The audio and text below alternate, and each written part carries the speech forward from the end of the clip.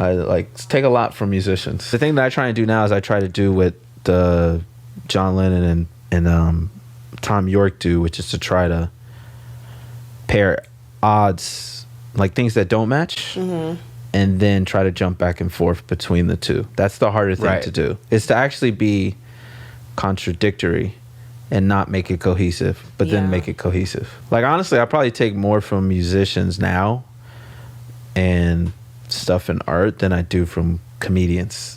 Like, when I first started out, everything was about, I got to learn more about comedy. I got to learn, you know, but now I'm like probably hands down stealing way more from musicians. That's funny because I kind of feel that way about comedians.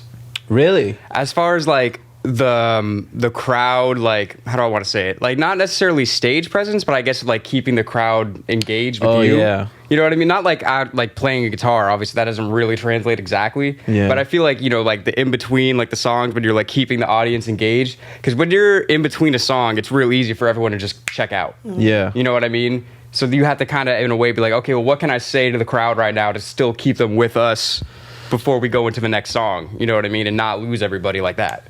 I mean, the person I think that was the best at that I've never seen him live, but my mom saw him twice, and I watched his old concerts, is Prince.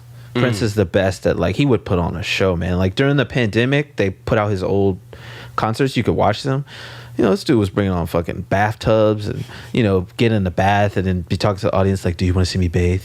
And then people are like, ah! He's like, I can hear you. Do you want to see me bathe? And they'd be like, yeah! And then he'd fucking rip his shirt off and then water. And this guy wrote all the notes, all the lines, and he was still thinking like, this isn't enough. And, you know, I think that was because he was coming up against, like, you know, Michael Jackson. And he was like, I can't dance like that. Right. So I got to really be working on it.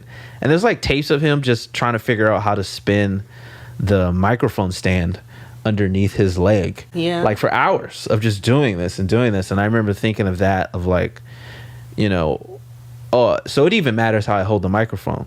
So even when I go on stage, I try to think, how do I hold the microphone differently than everyone else? Do I hold it in the stand? Do I don't? Do I put my foot on it? It's all like things I'm just stealing from musicians now. Yeah, that's interesting though, because every little tiny thing that you do on the stage, like obviously they can see it. So like even those little tiny things you don't necessarily think about do become kind of like part of your essence on the stage, you know? Bag of tricks. Yeah, something like that. Yeah. Super cool, yeah. I mean, I'm glad I have you sometimes on stage, because I'll be just finishing a song and I'm like, oh yeah, you're still here. I don't know what to say to you. And then you just jump out and say something. So yeah, that is really a cool concept to like craft like your whole stage presence. I don't even really think too much about that sometimes too. I have to. Yeah. Can't be the same, because I'm more of a monotone kind of guy. So if I'm doing like a long set, I can't just do monotone. Even if the jokes are good and they're laughing, it's like, this is boring. Like a song just like this. It's like you got to change up the rhythm, the melody, the tempo, go faster, go slower. Yeah. 100%.